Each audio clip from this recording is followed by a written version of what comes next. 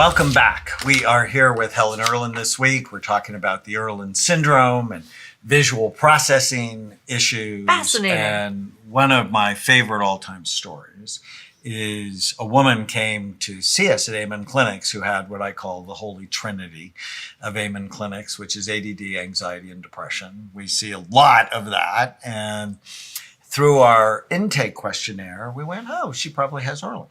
And so we sent her over to your center in Long Beach.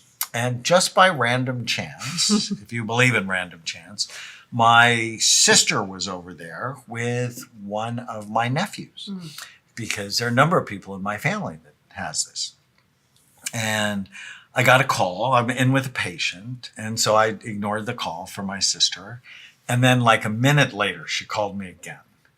And then when she called me again, I thought my mother had died. And I'm like, what? And she said, you can't believe what just happened. I'm like, what just happened? She said, this woman you sent over to the Erland Center, when she put on the glasses, the bookcase came out from the wall. The doorknob came out from the door. And she saw a guy walk by who had a pot belly. And she blurts out pot belly because she'd never seen it because she really wasn't fully seen in 3D. Right. So her depth perception That's wild. was off. And I'm like, wow. And so I called you and I then went, well, let's scan her tomorrow. And she had a very busy brain, especially I think where I have sort of pinpointed the Erland syndrome. It's the posterior insular cortex. So the insular cortex runs right between the frontal and temporal lobes, but the back part of it is involved in visual processing. But for her whole brain calmed down. And I'm like so excited because, I love success stories. But a week later, she came back and she was clinically depressed. And I'm like, oh my God. And I didn't know the rest of the story, that when she was 12 years old, she was a prodigy guitar player. And she was really good and was giving concerts, but she couldn't learn to read music because whenever she would read music, the notes would move or dance on the page. And at the age of 12, she took her guitar by its throat and broke it and never played again. And this is 30 years ago because now she's 42. And the reason she got depressed is she began to mourn the loss of what could have been if somebody would have known what she had. Now, that is not a Prozac moment. That's a moment to help her mourn the loss and then get to a place of gratitude for, I'm not going to have to do this anymore, suffer with it. My children aren't going to have to suffer with it, and so on. And I know you hear stories like that. It's interesting how many of our adults, when we get them in the right color and things calm down and they realize what it should be like, cry. Right. And what they're crying is, it's an immediate, just a physical reaction. They're mourning the loss of whatever it is, the career that they could have gone into. I had, just like you, a musician who came in and I said, what do you do? And he says, I tune pianos. And I said, is that what you've always done? He said, no, I was really gifted. And I was even asked to go out on tour with Peter, Paul, and Mary. Those of you who are older don't know. It's okay. Yes, now we are.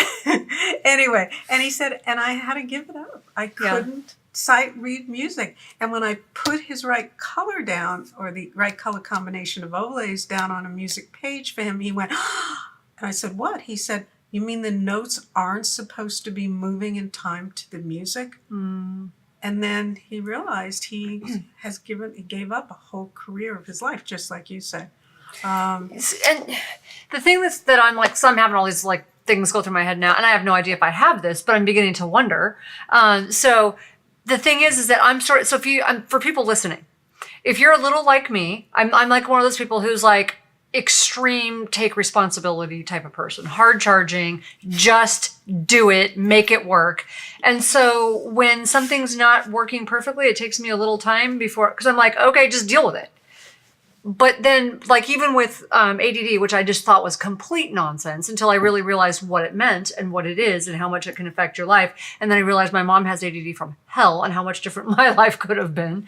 And then when I even saw my own, I'm like, I have a pretty successful life. But when I really realized, wow, that doesn't mean I met my potential. Or even though maybe I did do some really cool things, it didn't need to be that hard. Yeah, it's how much extra It didn't energy need to and be that effort. hard. I mean, I have girls especially who will put in that extra energy and effort. So they'll stay up till 2, 3 in the morning in high school to get the reading done, to finish their homework. And then they get to college and they, by the first, semester, they feel like they're a year behind because now they can't just stay up till 2 and 3 in the morning and work weekends. It's not enough for them. And then they get misdiagnosed as having anxiety and depression and put on And then they end up on medication. medications that can actually make Exactly. it worse. And one last And question. then multiple medications and then- because it's not working. That's not working. So let's do more, right? So one last practical question for people, Helen, is when they come in to get screened and you're finding these colors for them, do they need to come in with their own prescription already, or do you actually test for a prescription as well? No, that we leave to the vision specialist. Okay. We're not vision So they need specialists. to come in with their... Right, they need to see their optometrist and ophthalmologist and they've had to take care of their vision first, remember? Okay. But then we do, because the brain, that's why you have an occipital lobe, right? And the visual cortex. That's because it has to read and process the visual information. Okay? And so you just put the color over... We add it to the prescription if they wear a Got prescription. it. Okay, that's what I needed to know. Yeah, absolutely. Yeah. So what else do people need to know? So Irlen.com, there's self-tests. If you're irritable, if you have reading problems, depth perception You get tired. problems, you have problems with night driving. The Night lights driving we hadn't bother- mentioned. Absolutely. The lights bother you. If fluorescent lights bother you. One of my doctors has this, and whenever we're we're going to go have lunch together afterwards, and the room is going to be dark, and I'm like, put on your glasses. Oh, it drives me crazy when I go to my sister's house and it's completely dark. Yeah. I'm like, God, because I need light. So I'm the opposite. I'm like, oh my God, I can't see anything. But you have two profiles. The majority of the population needs and works under dimmer lighting and prefers dimmer lighting. But we have a smaller group that prefers and needs brighter lights. If you don't have the problem, it doesn't matter whether it's dim light or bright light. Yeah, I don't like fluorescent, but I do need light. Yeah. Well, and fluorescence is a big issue. And where do you go today that you're not under fluorescent lighting? And you think about all the triggers. They're all environmental triggers that trigger this. That's the classroom environment. You're reading on black on white. You're under fluorescent lighting. You have to do it for longer and longer periods of time to be successful. And they don't know to complain because everyone else around them looks like they're being successful. And it just affects so many areas of their lives that you talk about. Can you get contacts? Yes. Okay. We do yes, you're processing all this, I can tell. And we only tint the center portion so it doesn't change the color of your eyes. Oh, interesting. So a Okay. lot of professionals choose to wear the contacts. Yeah, I actually don't really like them, but I know a lot of people who would want Want to wear contacts, so. contact lenses. Especially children, because a lot of kids, they don't want to wear glasses. They don't want to be different. How do you help them? Yeah, it's harder with children. Part of it for me is the fact when there's a big difference between being successful and unsuccessful. If you wear them, you explain it. So we like the children or the parent or someone to go in and explain it to the class. Everyone looks at it and goes, oh, okay, I understand. I get it. And they don't get teased anymore. I had one football player I saw on campus, and he must have been wearing orange lenses that were even brighter than these lenses. And I said, well, how do you deal with it? And he goes, nobody fools with me. So we have to teach the kids that this is really important. Sometimes I'll play with it and say, fine, use it at home, use it to work to, when you're doing your homework and when you're taking tests, if you don't want to feel different. Sometimes I put it back on the parent. I had one child I saw 3 times. Without his Irlen filters, he read at a 3rd grade level. with his Erlen filters. He read where he was at his 7th grade level. Oh, interesting. You know, that you can't play around with. It's You a can't medical babysit. issue. Yeah, It's you a can't medical deal with it. So Mom brought him back in, and he wasn't wearing them. And I said, fine. And he's kind of a chunky kid, and I knew he liked to eat. And I said, well, you know what? I've seen you twice now for the same reason you refuse to wear your own filters. We've proved both times to you how significant it is.